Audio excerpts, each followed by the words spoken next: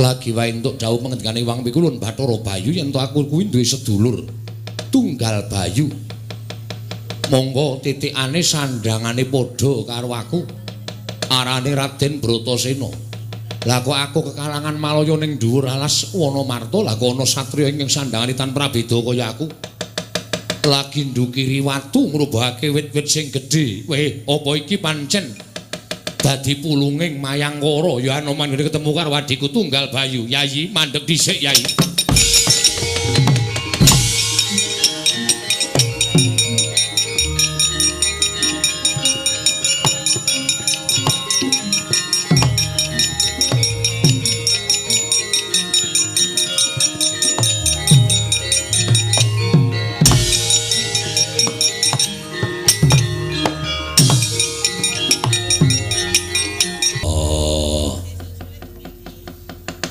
Gumun ing atase kewan-kewan gedhe gajah badak lan sak piturute padha keplayu wedi karo aku.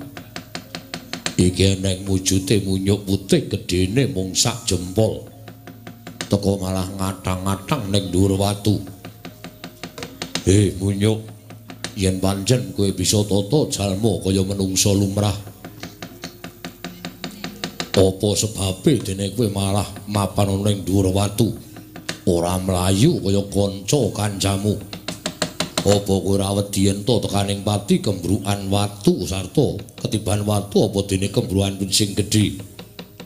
Yen pancen bisa tata jalma, para Gage Wangsulana pitakone Bratasena. Aduh Raden, sewu-sewu kalapatan kula diagung mangaksami. Leres pangendika panjenengan nadyan kula menika. Wis senggono. Inggih Raden, sebabe apa kowe ora mlayu apa ora wedi yen to mati ketiban watu? Raden, kula menika upami saged mlajar tartentu kula menika mlajar kalian rincang-rincang kula. Kaparingan sakit lempoh mboten saged nglawat. Wah. Kowe lempoh. Kasinggihan mekaten. Nanging yen kowe ora mlayu, kowe mesti mati ketiban wit utawa kowe ketiban watu. Raden, wiwit panjenengan wiwit babat menika kula sampun pasrah dhateng panguwasaning Dat Kang Purwengdat. Upami pejah kula kedah siya, kedawan sela menapa dhewe kembrukan wreksa ingkang ageng, kula sampun ikhlas. Mila Raden sampun ngantos wigiri-ringa monggo ratring lajenganing pati. Aku sing dosa merga aku sing babat Wonomarta. Mula piye carane aja nganti kowe tekaning pati yen bisa slamet. Lah lajeng caranipun kados pundi? Apa kowe trima yen kowe tak junjung tak uncalke supaya adoh saka papan kene aja nganti mati? Menawi jeneng andika Raden lan purun kula semanggaaken. Malah kula ngaturaken panuwun tanpa pepindhan diri jeneng andika Raden sampun maluyakaken dhateng ing ngabdipun Senggono. Saengga kula mboten pejah kedawan sela menapa dhewe kedawan wreksa ingkang ageng. Ikhlas, mboten ikhlas sabab menapa? Yen tiba ana ing kayu watu, uduluputku niatku nyelametke karo kowe. Kula semanggaken Raden, kula semanggaken. Wah, yo toto Senggono.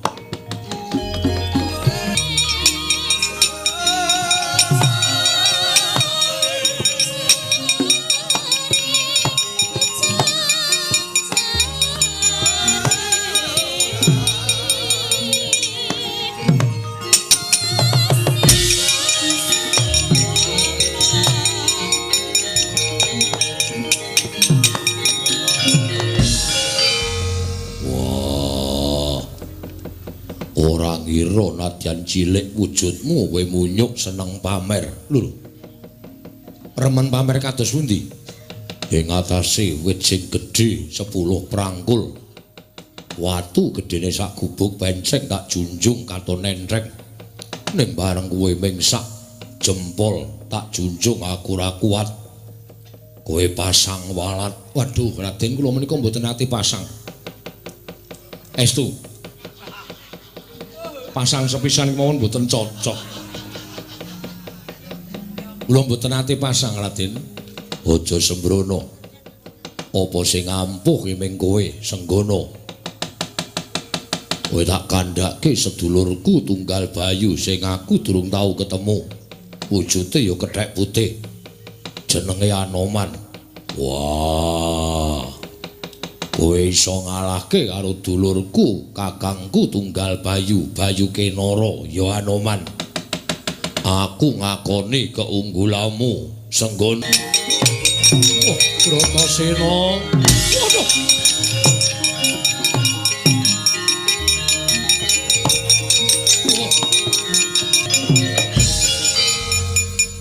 Barang aku arep ngrangkul si Adi kok malah mbok duwa.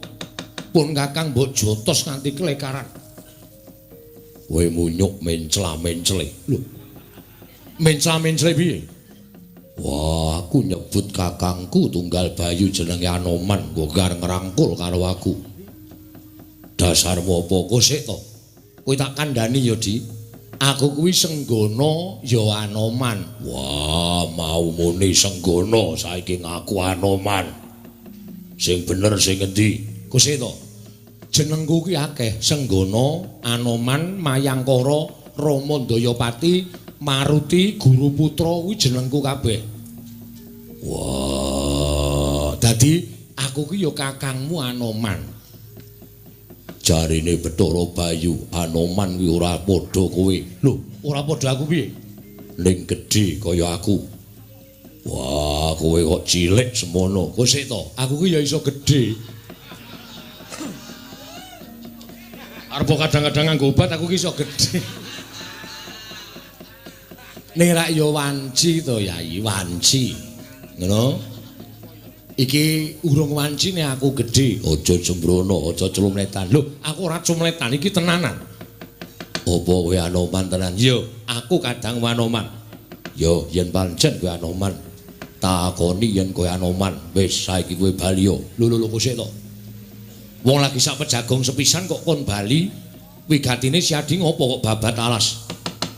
Entuk jawe perintahing Wadastarata, aku ki nek mukti babat Wonomarta. Papane iki bakal tak nggo gawe mukti karo aku sak sedulur. Kowe kleru, klerune nggon apa? Alas iki gawat kliwat winget kepati satu mara satu mati jalma mara keplayu. Aja kok jamak lumrahing titah swantah. Nadyan dewa wae ora ana ingkang wani mudhun ning Wonomarta, lah kok kowe wani babat iki padha karo kowe Sarapati. Mula Di durung kebanjur nggonmu nglakoni babat, ayo baliya aja mbok terusake. Wah. Anoman. Bratasena piye?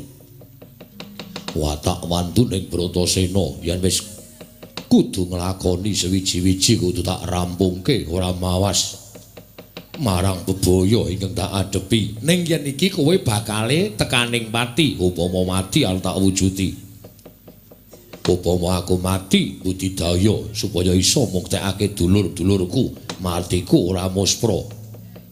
Mula wirasa dadakku ki bebangal, ayo minggato. Yen ngono si Adi wis madhep-mantep, ora madhep-mantep sebab apa? Yen si Adi wis madhep-mantep babat Wonomarta, lilanana pun Kakang bantu, ora sudi. Ora sudi piye? Aja mbok bantu. Aku lahir batin. Kedung jero iso dijajaki atine menungso sapa sing ngerti. Nadyan kowe sedulurku lagi pisan iki ketemu. Kowe kakangku tunggal Bayu ning aku ora ngerti legetaning atimu.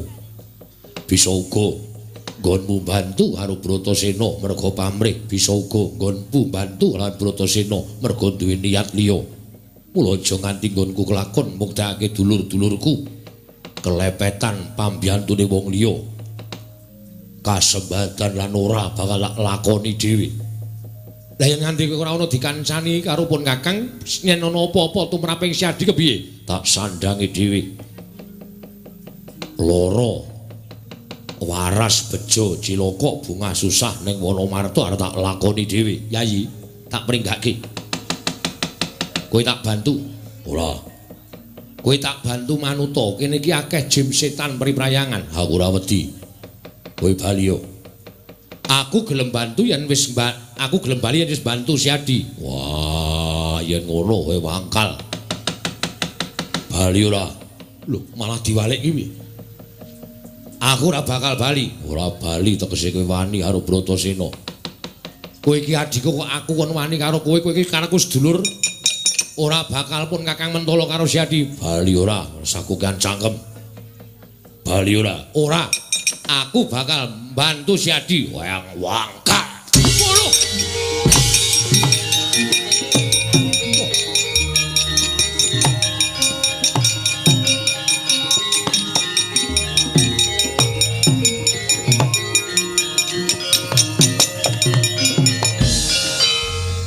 Jagat Dewa Bathara upama dudu Anoman tak kira pecah sirahe. Ditendang banter-bantere karo si Bratasena. Walah dal jagat ya Yayi. Nadyan kaya ngono pambegamu nanging gawe bombong tumraping wong tuwa. Tegese niat ingkang luhur mau ora mendho saka pangarepa, ora mundur saka geguntur. Bratasena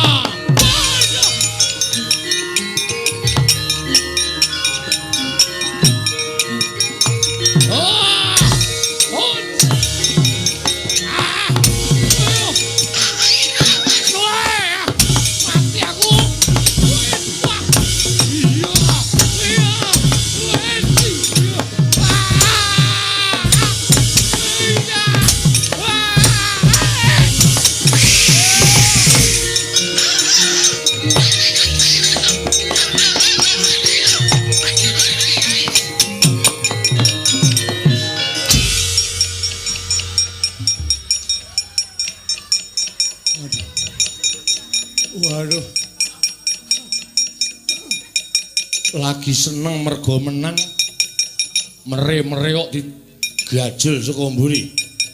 Wong gerang ratatanan. Sing akon sapa? Sing akon kowe ngewangi aku sapa? Lho, kowe dicokot Jim.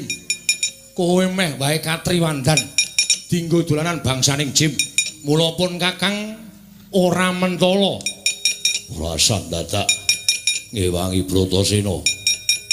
Yen aku urung sambat, aku ora bakal sambat. Sambatku yen wis tekaning pati. Wah, bali yo. Bratasena, aku kuwi kakangmu. Aku ngewahi karo kowe kok ora entuk. Bali yo, Werkudara.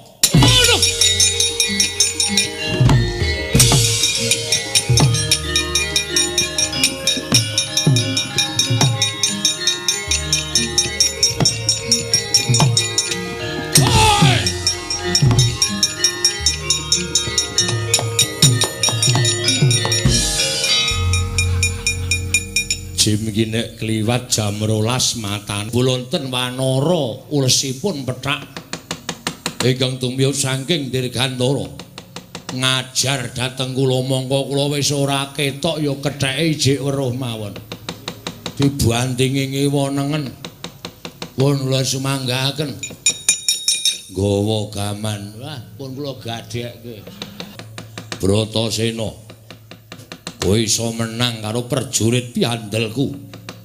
Iki patih sapu jagat tiban tampang sutra jala kencana iso nglawat meguru karo kowe Barat.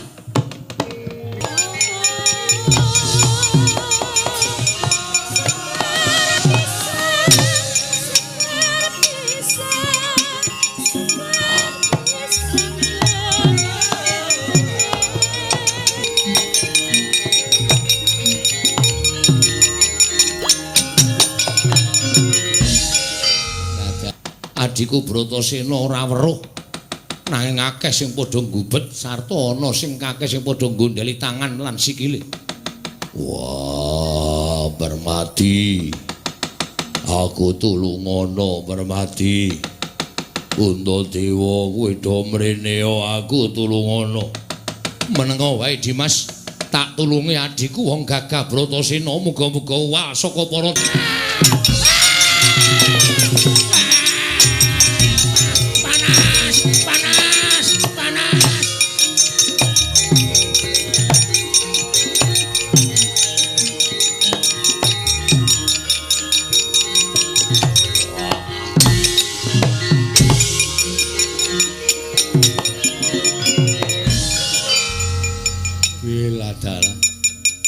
mbok yo apik-apike iki atur panuwun.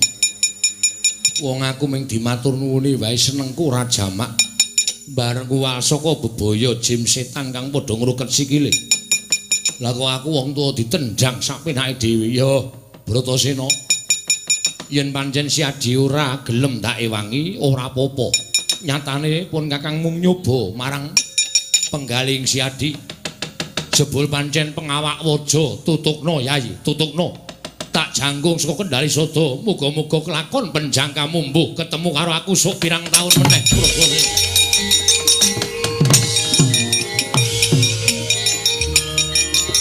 Wah,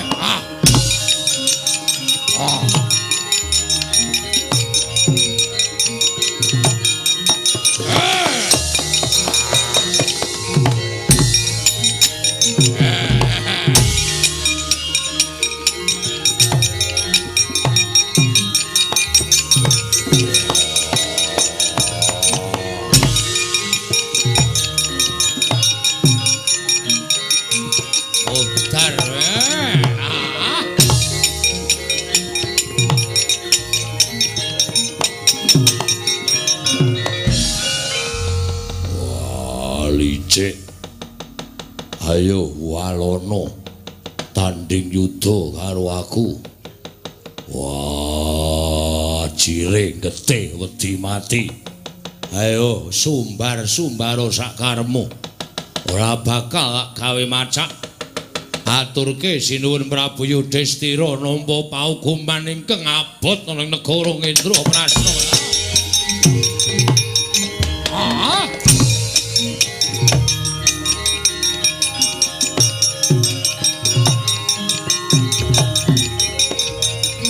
Anggarawarna wonten timbalan. Aja kaget jeneng kita Ulun Timbali, sayekti bakal nampa dawuh saka panjenengan Ulun. Ngerti yo? Lamun duk nalika sira sarta kita Ulun utus supaya bebodra wujuding negara Jim kang aran Indraprastha ing mapan ning Wonomarta. Saka pitungan Ulun wis ndungkap 1000 taun bangsaning Jim ing kepandhikani dening Prabu Yudhistira lan sakadang-kadheyan nggone mapan ana ing Wonomarta.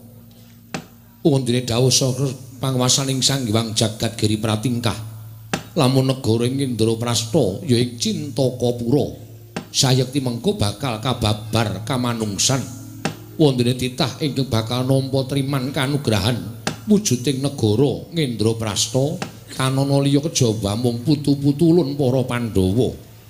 Mula kang sangka kuwi Anggarawarna apa to sababe jeneng kita Ulun Timbali sayekti kita ingkang mangerti marang pengapesaning bangsaning Jim jumbuh kelawan pusaka ingkang wis Ulun titipake kelawan jeneng para kulup Anggarawarna 1 Lisah Pranawa 2 Oyot Bayura 3 Watu Timpuru kuwi minangka dadi pengapesaning bangsaning Jim. Sira paringna marang piranganing Pandhawa. Lamun kita bingung sabab kita durung wanuh kelawan para Pandhawa, ciri getheke kita mapana ning tengahing alas samengko yen to sumurup sawijining satriya ingkang kadherekake Panakawan catur cacahe ingkang tuwa jenenge Semar, Nalagareng Petruk kelawan Bagong. Yaiku ingkang winastan panengahing Pandhawa kang aran Raden Harjuna ya Raden Permadi tumuli boyongan marang sumur gumuling lan paringana pusaka pengapesaning bangsaning Jim ya Raden Permadi iku ingkang sakadang ingkang kawasa sarta kuat nedhi ambabar negara Ngendraprasta wujud kaya dene negara ingkang kamanungsan Citrasena manungsan lho niki. Nyuwun pamit madhal pasilan sing ati-ati aja kaya bocah cilik Anggara Parna.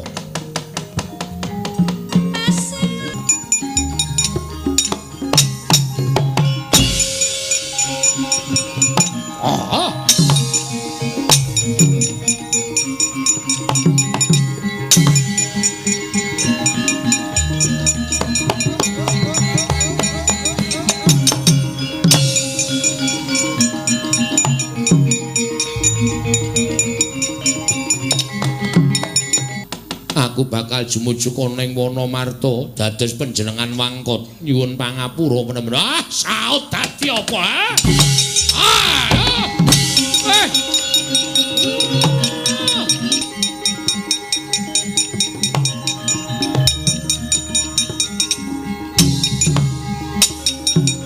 kowe ora usah dadak tak jlentrehke nek pancen kowe ngerti legetaning atine Semar Maratacuba batangen apa ingkang bakal ndak kandhakake marang kowe nyata kowe dewa ingkang nglimpat lantip panggraita babakan Anggara Parna tuwa Semar mugi andadosna ing kawuningan apan menika kula ingkang utusan Permadi badhe nampi wujuding pengapesanipun bangsaning Jim inggih menika pun Watu Timpuru Lisah Pranawa lan Oyot Bayura lan mugi andadosna ing kawuningan sarana Permadi nampi pusaka tiga menika satempah ing mangke saged ambabar negari Kajiman Ngendraprasta badhe kababar dados kamanungsan lan Pandhawa ingkang sampun cinandhang dening para Jawata nampi kanugrahan menika Siwa Ismaya nek ngono aku ngaturke panuwun ning aja negake karo momonganku kabeh ya Indra. Inggih, kula ingkang badhe tansah memanuki lampahing para Pandhawa. Nek ngono baliya ning Slendra Bawana aku tak nututi ndaraku. Inggih. Kula semanggaken dhateng jengandika Siwa Ismaya. Ya Petruk, Nalagareng Bagong, ayo ndaramu ditututi. Nggih pangestaken dawuh, Pak. Nalika semanten kula pinari tinimbalan dening Iwang Pikulun Bathara Indra.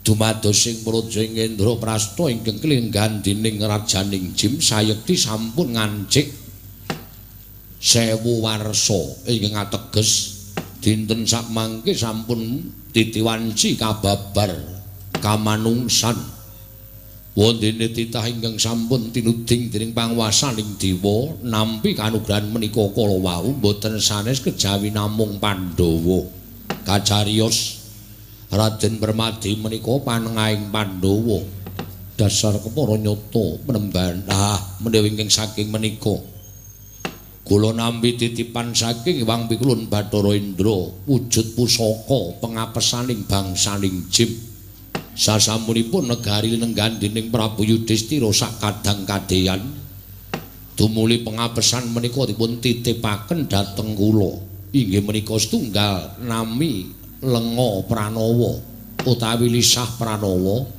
angga kalih Oyot Bayura angga 3 Watu Timpuru menika badhe kula paringaken dhateng jengandika Raden supados kinarya sarana anggen paduka mangrurah bangsaning Jim ing mapan wonten telenging Wonomarta sabiyantu dhateng Kang Raka Raden Bratasena anggenipun babat Wonomarta lan mugi andadosna ing kawuningan sampun ngantos kendho anggenipun Pandhawa nedya babat Wonomarta sabab panjenengan sampun kula caosi priksa Sakmangke babaring cariyos Pandhawa nedya nampi kanugrahan wujud negari Ngendraprastha Raden.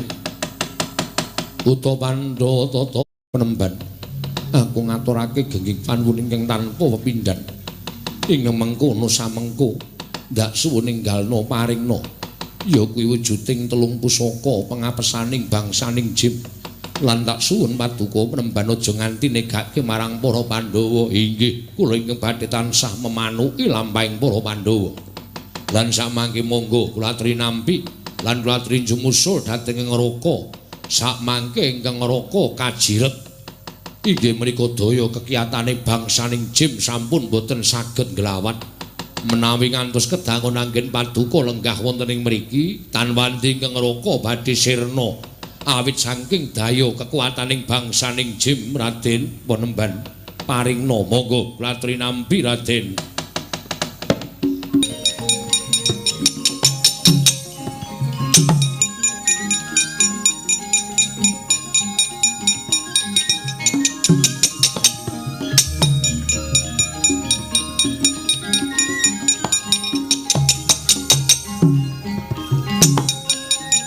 Walangka kemawon nalika kula badhe budal sumusul Kakang Mas dumadahan pinanggih kalian Pandhita Jim ing namipun Anggara Parna.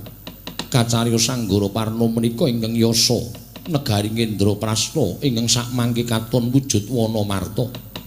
Lan dawuh Anggara Parna bilih Pandhawa gangsal kinen mlebet wonten ing telenging wana marta sakmangke supados mangrurah bangsaning Jim. Kanthi mekaten para Pandhawa tartemtu badhe nampi kanugrahan wujuding negari ingkang sakmangke kababar kamanungsan Kanjeng Ibu.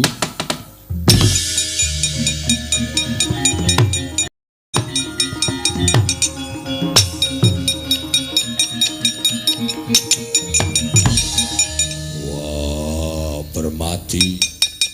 Aku tulung ana cah bagus.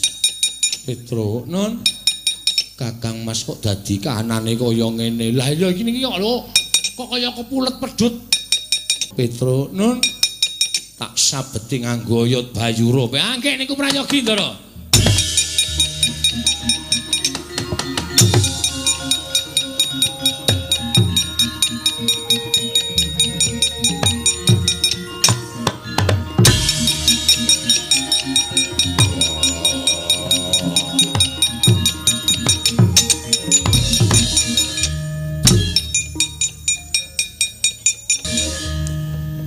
Dawuhipun Iwang Pikulun Bathara Indra lumantar Begawan Anggara Parna.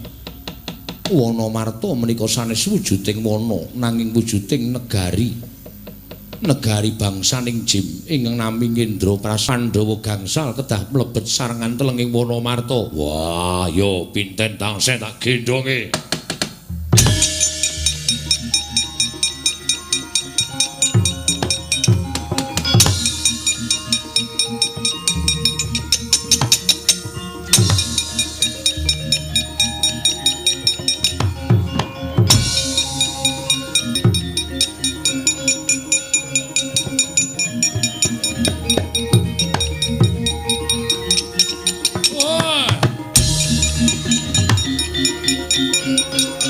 Jaya Tripala Dama Granti cetha lamun ana menungsa ingkang sasar susur tumindake mlebu jroning wana marta ngrusak pepasrening Ngendraprastha ora ana paukuman ingkang pantes kejaba mung dadi panganing bangsaning Jim Dandun Wacana.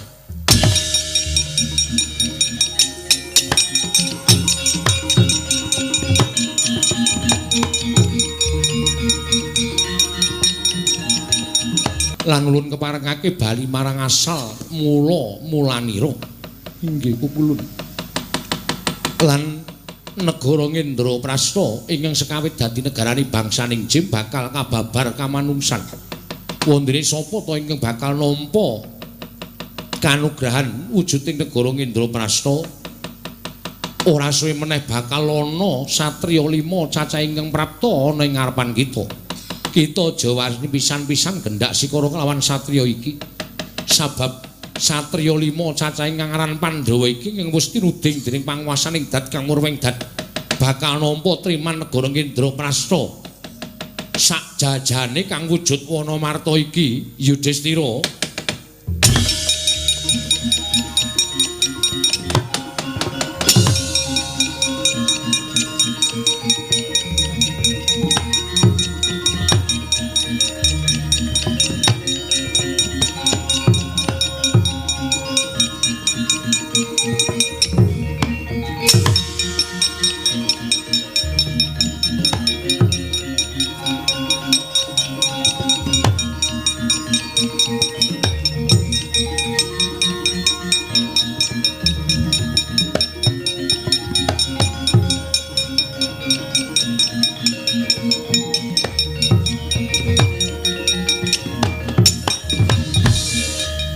saking menika estunipun sampun nampi dawing Sang Hyang Bathara Indra bilih negari kula sakadang ingkang wujud negari Indraprastha menika badhe katampi dening paduka sakadang mugi andhadosna ing kawuningan bilih estunipun negari Indraprastha menika mapanipun wonten ing tengah wonten ing kidul menika sinebut kasatriyan Jodipati inggih nunggul pawenang ingkang ngiring kilen menika wujudipun kasatriyan Madukara ingkang ler tuwin wetan menika wujudipun kasatriyan Sawojajar tuwin Bumira Tawu tengah wujudipun wewangunan ageng ingkang winastan Indraprastha inggih menika negari Indraprastha dinten sakmangke kula pasrahaken dhateng paduka pukulun Sang Hyang Bathara Darma miwah paduka sakadang mugi kersa nampi wujudipun negari Indraprastha menika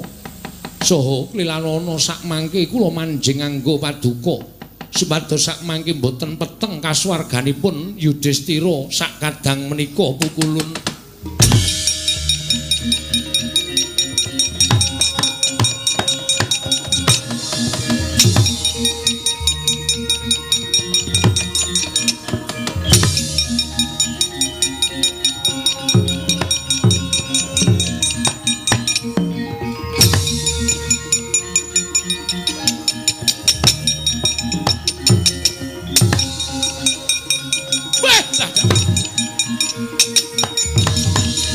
Sekda.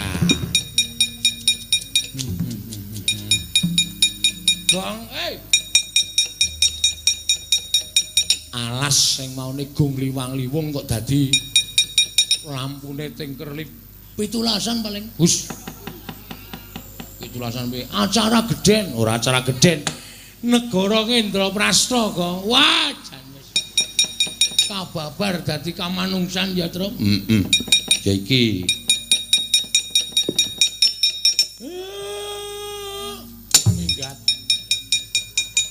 jate batur kok ming cengengesan arepan. Lah kowe iki apa? Ku ya batur. Niki lho, Den. Napa-napa niku nek di wiwiti saka priatin undu-unduane ya mesti enten.